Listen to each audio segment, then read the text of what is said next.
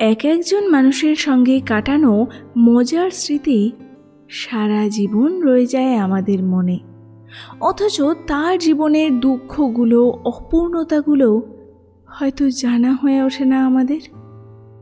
নমস্কার, আলাপ সঙ্গে দেবস্মিতায় এই সপ্তাহে আপনার জন্য আরও একটা সেকালের গল্প। তবে গল্প শুরুর আগে একটা ছোট্ট অনুরোধ, গল্প শুনে আপনার ভালো লাগলে প্লিজ একটা লাইক করে চ্যানেলটা সাবস্ক্রাইব করে রাখবেন, আর কমেন্ট সেকশানে জানাতে ভুলবেন না আজকের গল্পটা আপনার কেমন লাগলো। শুরু করছি আজকের গল্প, সাহিত্যিক বিভূতিভূষণ বন্দ্যোপাধ্যায়ের লেখা ফিরিওয়ালা।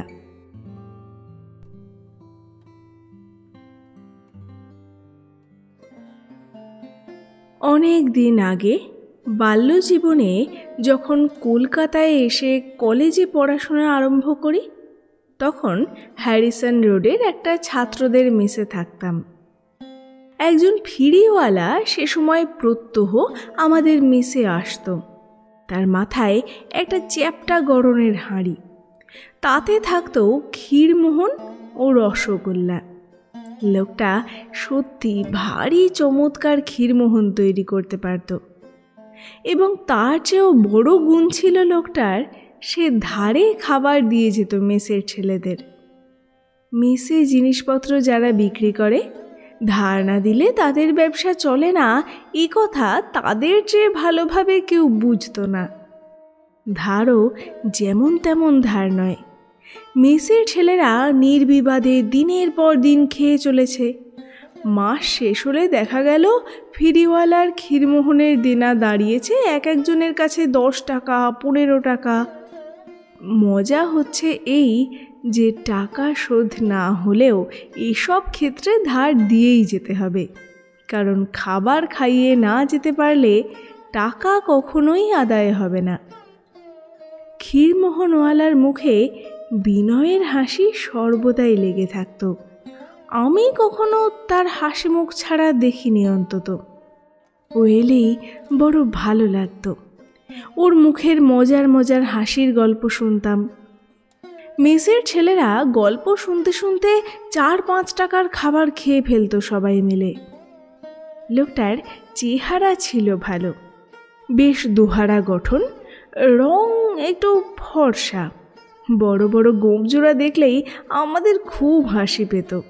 তার উপরে ওর মুখে ওর দেশের নানান রকম মজার গল্প শুনতে গিয়ে হাসতে হাসতে আমাদের পেটে খিল ধরবার উপক্রম হতো। ঘড়ির কাঁটার মতো লোকটা আসতো আমাদের মেসে। ঠিক 7টা যেই বাজলো, মুখ ধুয়ে উঠে সবাই বসেছে, এইবার চা আর খাবার আনবার দরকার। অমনি দেখা গেল ক্ষীরমোহনওয়ালা তার চ্যাপ্টা হাঁড়ি মাথায় করে হাজির। 2 ঘন্টা ধরে নানা রকম হাসির গল্পের মধ্যে বেচা কেনা নিষ্পন্ন করে সে তার চ্যাপ্টা হাঁড়িটা মাথায় তুলে আবার ফিরে যেত। এইরকম 2-3 বছর কেটে গেল। তারপর আমাদের মেস গেল ভেঙে, আমিও অন্যত্র গিয়ে উঠলাম। দিন কতক পরে আমার নতুন মেসে আবার সেই ফিরিওয়ালা গিয়ে হাজির। মেসের ছেলেদের মন কি করে পেতে হয় এ আর ভালোভাবে জানা ছিল লোকটার। মাসখানেক যেতে না যেতে ও এখানেও সবার অতি প্রিয় পাত্র হয়ে উঠল। 1 হাঁড়ি করে প্রতিদিন বিক্রি হতে লাগলো এই মেসেও। একদিন ক্ষীরমোহনওয়ালা, ওর নামটা বোধহয় ছিল পঞ্চানন, কিন্তু ওর নাম ধরে কেউ কোনোদিন ডাকেনি, কাজেই ঠিক মনে নেই। ও একদিন এসে আমাদের হাত জোর করে বললে, বাবু মশাইরা, আমার ছেলের বিয়ের আজ বৌভাত, আপনাদের ধরে খেয়েই তো আমি মানুষ। আপনারা সবাই আমার মনিব। বলতে সাহস পাইনে, তবে যদি আপনারা দয়া করে আমার ওখানে আজ একটু পায়ের ধুলো দিয়ে মিষ্টি মুখ করে আসেন, তবে বড় খুশি হই। মেসের অনেকে গেল। কী কারণে আমার যাওয়ার ইচ্ছা থাকলেও শেষ পর্যন্ত যাওয়া ঘটেনি।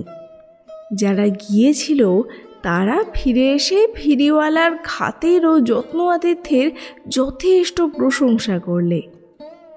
বেলেঘাটা অঞ্চলে কোথায় একটা ছোট্ট খোলার বাড়িতে ফিরিওয়ালার বাসা। তারই সামনে অন্য একখানা খোলার বাড়ির বাইরের ঘরে ওদের বসবার জন্যে পরিষ্কার পরিচ্ছন্ন বিছানা পাতা হয়েছিল।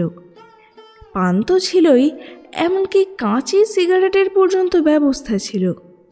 মেসের ছেলেরা নববধূর জন্যে কিছু না কিছু উপহার নিয়ে গিয়েছিল। বউটিও বেশ হয়েছে সবাই বললে, তবে বয়স কম, 11 বছরের বেশি নয়। ছেলের বয়সই সবে 16 বছর। তারপর ফিরিওয়ালা সকলকে পরিতোষ করে খাইয়ে ছেড়েছে। লুচি, তরকারি, মাছ, দই, সন্দেশ ইত্যাদি। খাওয়ার পর আবার পান, সিগারেট। একজন সামান্য ফিরিওয়ালা যে এমন চমৎকার খাতির যত্ন করবে ভদ্রলোকের ছেলেদের, সেটা এমন বেশি কথা কিছু নয়। কিন্তু তার আয়োজন যে এমন ত্রুটি শূন্য হবে, তার ঘর দোর বসবার বিছানা যে এমন পরিষ্কার পরিচ্ছন্ন হবে, এটাই অনেকে আশা করেনি। এমনকি যাবার সময় সকলে ঠিক করেই গিয়েছিল, যাচ্ছি বটে, নিতান্ত গরিব লোকটা নিমন্ত্রণ করে ফেলেছে, না গেলে মনক্ষুণ্ণ হবে, তাই যাওয়া। ওর ছেলের বউয়ের মুখ দেখানি স্বরূপ কিছু কিছু ওর হাতে দিয়েই চলে আসবে, খাবে না কেউ সেখানে। তার পরিবর্তে তারা যা দেখলে তা আশাতীত বটে তাদের পক্ষে। 2-3 দিন ধরে মেসে ফিরিওয়ালার ছেলের বিয়ের কথাই চলল। তারপর আবার ফিরিওয়ালা মেসে আসতে লাগলো। আগের চেয়ে তার 10 গুণ খাতির বেড়ে গেল আমাদের মেসে। ক্ষীরমোহন 1 হাঁড়ি করে উঠত আগে, এখন 2 বেলা ওঠে 2 হাঁড়ি। ধরিবাজ ব্যবসাদারও বটে লোকটা। আরও বছর 2 পরে আমার ছাত্র জীবন শেষ হলো। আমি কলকাতার বাইরে গেলাম চাকুরি নিয়ে এবং সেখানে 7-8 বছর কাটিয়ে দিলাম। কলকাতার জীবন ক্রমশ দূরের হয়ে গেল। মেসের কথা, পুরাতন বন্ধু বান্ধবদের কথা আর তেমন করে ভাবিনি। সেবার পূজার পূর্বে বিশেষ কি কাজে কলকাতায় এসে দেখলাম আমার পূর্ব পরিচিত সেই ক্ষীরমোহনওয়ালা হাঁড়ি মাথায় নিয়ে মেসে খাবার বিক্রি করতে এসেছে। আমি বললাম, কি গো, চিনতে পারো? ফিরিওয়ালা আমায় দেখে চিনতে পারলে, খুব খুশি হলো। প্রণাম করে বললে, বাউ মশাই, চিনতে পারবো না আপনাদের? আপনাদের ধরে খেয়ে মানুষ, আর আপনাদের চিনব না? তা এখন কোথায় আছেন? অনেক কাল আপনারে দেখিনি। বিয়েটা করেছেন বাবু? ছেলে পিলে হয়েছে? আমি আমার সব খবর মোটামুটি তাকে দিয়ে জিজ্ঞেস করলাম, তোমার সব খবর ভালো? আছো কেমন? তোমার ছেলেটি এখন কি করে? লোকটি চুপ করে থেকে অন্যদিকে মুখ ফিরিয়ে বললে, বাউ, সে নেই। আশ্চর্য হয়ে বললাম, তোমার ছেলেটি নেই? মারা গিয়েছে? কতদিন হলো? ফিরিওয়ালার চোখ দিয়ে টপ টপ করে জল পড়তে লাগলো। ময়লা কোঁচার খুঁটে চোখের জল মুছে বললে, বাউ, তার কি হয়েছে তা যদি জানতাম তাহলে তো মনটা শান্ত হতো। 8 বছর মাঘ মাসে একদিন বাড়ি থেকে বেরিয়ে গেল বউবাজার যাও বলে।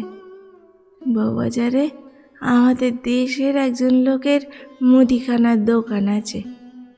সেই যে বাবু গেল আর এলো না। খুঁজেছিলে? খোঁজ আর কি কিছু বাকি রেখেছিলাম বাবু? সব হাসপাতাল, সব জায়গা খোঁজ করেছিলাম, কোনো সন্ধান নেই। এখন সব আশা ছেড়ে দিয়েছি বাবু। আপনার সঙ্গে একটা কথা বলবো, কাল থাকবেন? পরদিন সকালে ফিরিওয়ালা আবার এসে আমার ঘরের দোরের সামনে দাঁড়ালো। বললাম, এসো, ঘরের মধ্যে এসো, কেউ নেই। কি কথা বলবে বলছিলে? বাবু, আপনি একটু খবরের কাগজে লিখে দেবেন ছেলের কথাটা। আমার লোকে বলে তুমি কাগজে লিখে দাও, তাহলে তোমার ছেলে পাওয়া যাবে। দেবেন লিখে বাবু? কোথায় কি লিখে দেব বুঝতে পারলুম না। এতদিন পরে লিখে দিলেও যে বিশেষ কোনো ফল হবে সে সম্বন্ধে আমার নিজের যথেষ্ট সন্দেহ ছিল।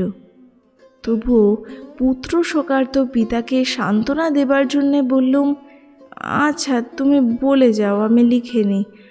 কীরকম দেখতে ছিল তোমার ছেলে? বয়স কত? কলকাতা ছেড়ে যাবার আগে আমি নিজের খরচে 2-3খানা কাগজে বিজ্ঞাপন দিয়ে গেলাম, বাবা ননি ফিরে এসো, তোমার মা মৃত্যুশয্যায় যদি শেষ দেখা করতে চাও, ইত্যাদি। এর ফলাফলের কথা আমি কিছু জানি নে, কারণ 3-4 দিনের মধ্যেই আমি আবার কলকাতা থেকে চলে গেলাম। পুনরায় কলকাতায় ফিরলুম 2 বছর পরে। কলকাতায় এবার এসেছিলাম খুব অল্প দিনের জন্যে।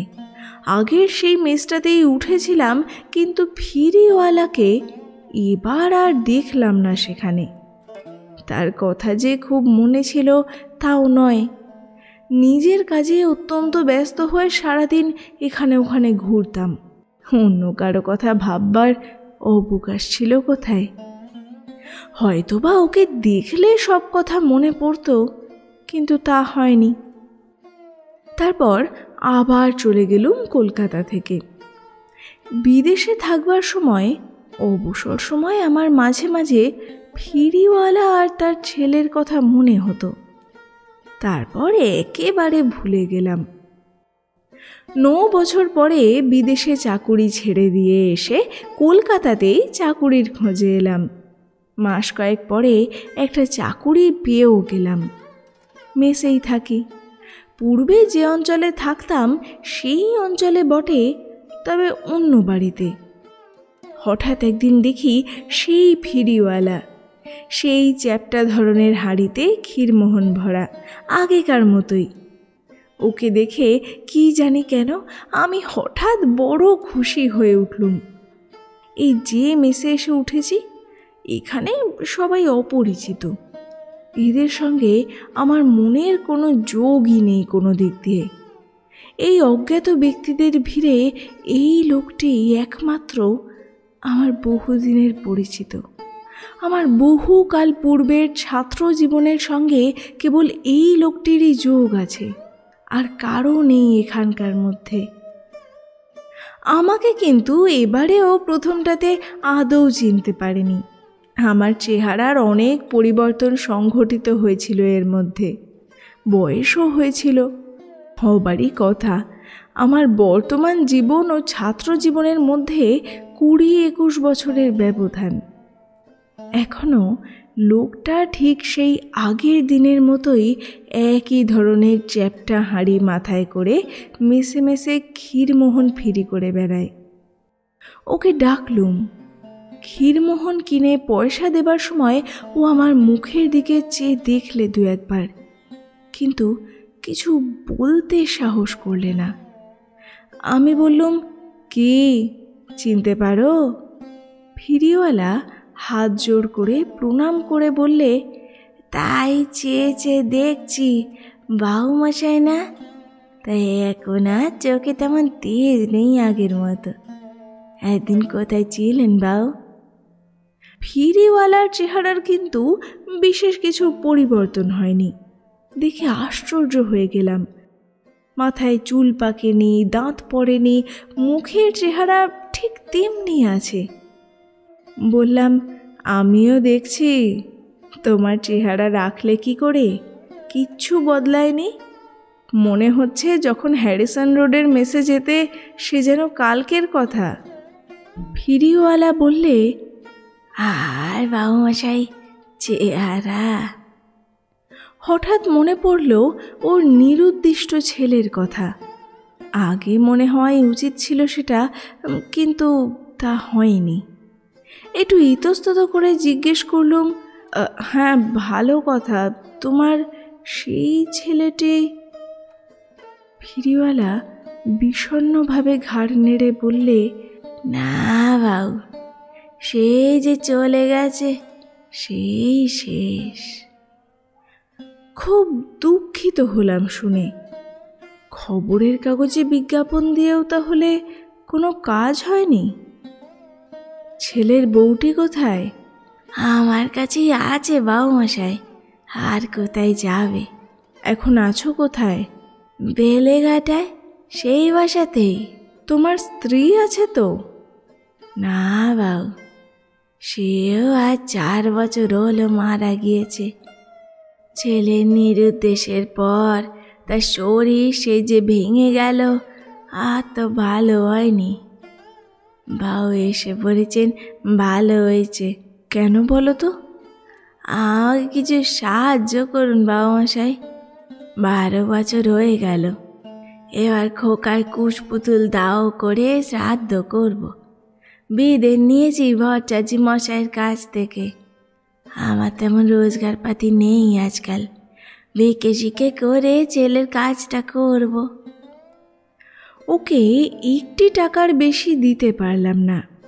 নিজেরই চাকুরির অবস্থা সুবিধে নয়, মেসের খরচ চালানোই দুর্ঘট হয়ে পড়েছে। দিন 15 পরে ফিরিওয়ালা এসে আমায় বললে, বাবু, আজ আমার ছেলের কাজ, আপনি একটু পায়ের ধুলো যদি দেন গরিবের বাড়িতে। ছোট মুখে বলতে সাহস হয় না আপনাদের, আপনার দয়া। ওর অনুরোধ এড়াতে পারলাম না, মন সরল না। বহুদিনের যোগাযোগ ওর সঙ্গে। আমার ছাত্র জীবনের আমলের আর কোনো পরিচিত লোক এই কলকাতায় নেই, এই ফিরিওয়ালা ছাড়া। আমায় যেতেই হলো। ও একটা ঠিকানা আমায় দিয়ে গেল বেলেঘাটার, যে অঞ্চলে জীবনে কখনো যায়নি, যাবার প্রয়োজনও হয়নি এতদিন। একটা বস্তির 22 ঘরের মধ্যে অতি কষ্টে ওর ঘর খুঁজে বার করলুম। সামনে একটা ডোবা, সামনে একটা নিচু খোলার ঘরে ফিরিওয়ালা আমায় নিয়ে গিয়ে যত্ন করে বসালে। কেওড়া কাঠের তক্তপোষের উপর পুরু করে বিছানা পাতা। আমি আসতে ফিরিওয়ালা যে কৃতার্থ হয়ে গিয়েছে, ওর প্রত্যেক কথার মধ্যে, হাত পা নাড়ার ভঙ্গির মধ্যে তার প্রকাশ। আমি জিজ্ঞেস করলাম, এ বাড়িতে কতদিন আছো? আজ 30 বছর বাবু, এ বাড়িতে আমার খোকা জন্মায়। তারপর সে ব্যস্ত হয়ে কোথায় চলে গেল। কিছুক্ষণ পরে 1 বাক্স সিগারেট এনে আমার সামনে রেখে দিয়ে বললে, নিন, বেশ আরাম করুন বাবু, গরিবের কুঁড়ে যখন এসছেন। ওর হাবভাব দেখে মনে হবার কথা নয় যে আজ ওর পুত্রের শ্রাদ্ধ, যেন কোনো উৎসব আনন্দের কাজ চলছে বাড়িতে। আমার মনে কেমন সংকোচের ভাব এলো। আমি এসেছি বলে আমার খাতির করতে গিয়ে ওকে উৎসবের মতোই আয়োজন করতে হয়েছে। আমায় বললে, আমার খোকার যখন বিয়ে হয়, আজ অনেক দিন আগেকার কথা, তখন আপনাদের সেই পুরনো মেসের রমেশবাবু, হরিধনবাবু, গোপালবাবু, সতীশবাবু, ওরা সব এসে এই ঘরে এই তক্তপোষেই বসেছিলেন। বড় ভালো লোক ছিলেন ওরা। রমেশবাবু ওইখানটাতে বসে 4 খাবার খেলেন, আমার আজও মনে আছে। সতীশবাবু বললেন, ওয়ে গরম গরম লুচি নিয়ে এসো তো। আমি তখন খোলা চড়িয়ে আমার স্ত্রীকে দিয়ে আলাদা করে গরম লুচি ভাজাই। খেয়ে তাদের কি ফুর্তি বাবুমশাই! বললেন, বেশ করেছ, বেশ করেছ। হা হা, কি সব লোকই ছিল তখন। পান্দি বাবু, বসুন। আমি সত্যি অস্বস্তি বোধ করছিলুম। আমারও নিমন্ত্রণ ছিল সেদিন ওর ছেলের বিয়েতে। বহু বছর আগের কথা, 20-22 বছর হবে। সে কথা আমার মনে ছিল না, আজ ওর কথায় মনে হলো। তখন কেন আসা হয়নি জানি নে, এতকাল পরে সেই ছেলের শ্রাদ্ধতে এসেছি নিমন্ত্রণ রক্ষা করতে। লোকটা কিন্তু আমাকে নিয়েই ব্যস্ত হয়ে পড়ল। আমি ওর বাড়িতে এসেছি এই যেন ওর কাছে মহা শুভ ঘটনা। বারবার সে আমার কাছে এসে আমার সুবিধা অসুবিধা দেখতে লাগলো। 20 বছর আগে যখন আমার মেসের বন্ধুরা ওর বাড়িতে এসেছিল ওর ছেলের বিবাহে, সেও ওর জীবনে দেখলুম এক অতি স্মরণীয় দিন হয়ে আছে। ঘুরে ফিরে বারবার ও সেই কথাই পাড়তে লাগলো। রমেশবাবুরা এলেন, তা আমি ওদের জন্যে সব আলাদা বন্দোবস্ত করেছিলাম। ফেরিওয়ালার কাজ করি বটে বাবু, কিন্তু আমি মানুষ চিনি বাবু মশাই। হরিদানবাবু বললেন, তুমি ক্ষীরমোহন বিক্রি করো, তোমার ছেলের বিয়েতে আমরা পেট ভরে ক্ষীরমোহন খাবো, নিয়ে এসো ক্ষীরমোহন। আমি বড় হাড়ির 1 হাড়ি ক্ষীরমোহন ওদের জন্য আলাদা করে রেখেছিলাম। সতীশবাবু, রমেশবাবু কে খুব খুশি। তার পরের সপ্তাহে সতীশবাবু আমায় 5 সের ক্ষীরমোহনের অর্ডার দেন বাড়ি নিয়ে যাওয়ার জন্যে। আমি বললাম, 20 বছর আগেকার কথা তোমার এত খুঁটিনাটি মনে আছে? ফিরিওয়ালা বললে, তা থাকবে না বাবু, আপনারা তো আমার বাড়িতে রোজ রোজ পায়ের ধুলো দিচ্ছেন নে। জন্মের মধ্যে কর্ম একটা দিন, তা মনে থাকবে নে। আর কিছুক্ষণ পরে আমি আরও গোটা 2 পান খেয়ে যখন উঠবার চেষ্টা করছি, ফিরিওয়ালা জিভ কেটে বললে, হে তা কে হয় বাবু, এসেছেন যখন তখন। আমি বললাম, না শোনো, আমি আজ কিছু খেতে পারবো না। এ যদি আনন্দের কাজ হতো আমি... ও কথাই মুখে আনবেন না বাবু, আপনারা আমার মা বাপ। আমার খোকার সদ্গতি হবে না আপনি আজ এখানে সেবা না করলে। ব্রাহ্মণ দেবতা আপনি। অগত্যা কিছু খেতেই হলো। পাশের ঘরে আমার জন্যে পরিপাটি করে খাবার আসন পাতা। এইটি 30-32 বছরের বিধবা যুবতী আধ ঘোমটা দিয়ে আমায় খাবারের থালা দিতে এলো। ফিরিওয়ালা বললে, এই আমার বৌমা, ঘর করো বৌমা, ওদের খেয়েই আমরা মানুষ, ব্রাহ্মণ দেবতা। বউটি গলায় আঁচল দিয়ে অত্যন্ত ভক্তির সঙ্গে আমার পায়ের ধুলো নিয়ে প্রণাম করলে। ফিরিওয়ালা কোঁচার খুঁটে চোখ মুছে বললে, বৌমা বড় ভালো মেয়ে মশাই। কোকা যখন আমার ছেড়ে পালালো তখন বৌমার কাঁচা বয়স 18 কি 19, সেই থেকে এই সংসারেই আছে। গরিবের সংসার, কখনো ভালো মন্দ খাওয়াতে পড়াতে পারিনি, মুখ বুঝে সব সহ্য করে এসেছে। আমার পরিবার ওর উপর একটু অত্যাচার করতো, মিথ্যে বলবো না, দেবতা আপনারা। বলতো, তুই অলক্ষণে বউ ঘরে এলি আর আমার ছেলে দেশ ছাড়া হলো। একদিনের জন্যেও বৌমা বেচার হয়নি সেসব শুনে। এখন তো আর কেউ নেই, ও আছে আর আমি আছি। ওই আমার মা, ওই আমার মেয়ে। ফিরিওয়ালার পুত্রবধূ ইতিমধ্যে দই আনতে গিয়েছিল বাড়ির মধ্যে। আমি বললাম, তোমার বৌমা বরাবর তোমার কাছেই আছে? বাপের বাড়ি কোথায়? সেখানে মাঝে মাঝে যাতায়াত করে তো? কোথায় বাবুমশাই, ও 3 কুলে কেউ নেই, তাই তো মাঝে মাঝে ভাই। বয়স হয়েছে, আজ যদি চোখ বুঝি আমি তো বেশ যাব, পুতুর শোক জুড়িয়ে যাবে। কিন্তু বৌমার কথা যখন ভাবি তখন আর কিছু ভালো লাগে না। কার কাছে রেখে যাবো রে? সমস্ত বয়স 1 পয়সা দিয়ে যেতে পারবো না। কখনো ঘরের চৌকাঠের বাইরে পা দেয়নি। কি খাবে, কোথায় যাবে?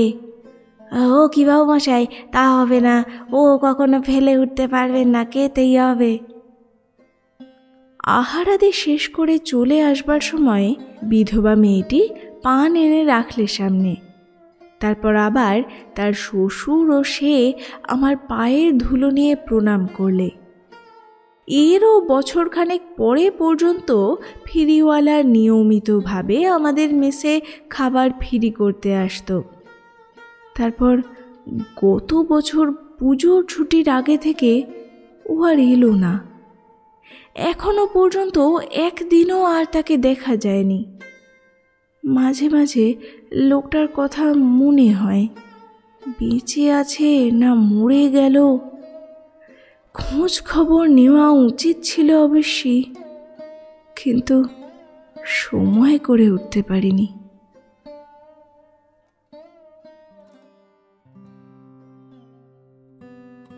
শেষ হলো আজকের গল্প, সাহিত্যিক বিভূতিভূষণ বন্দ্যোপাধ্যায়ের লেখা ফিরিওয়ালা। আজকের গল্প আপনার কেমন লেগেছে তা আমায় জানান কমেন্ট করে। ভালো লাগলে একটা লাইক করে দেবেন। এখনও সাবস্ক্রাইব না করে থাকলে পরের গল্পের নোটিফিকেশান সবার আগে পাওয়ার জন্য শিগগির সাবস্ক্রাইব করে ফেলুন। আরও মানুষের সঙ্গে আমার আলাপ জমাতে আমার কাজ শেয়ার করুন তাদের সঙ্গে। ভালো থাকবেন, সুস্থ থাকবেন, সাবধানে থাকবেন। ধন্যবাদ।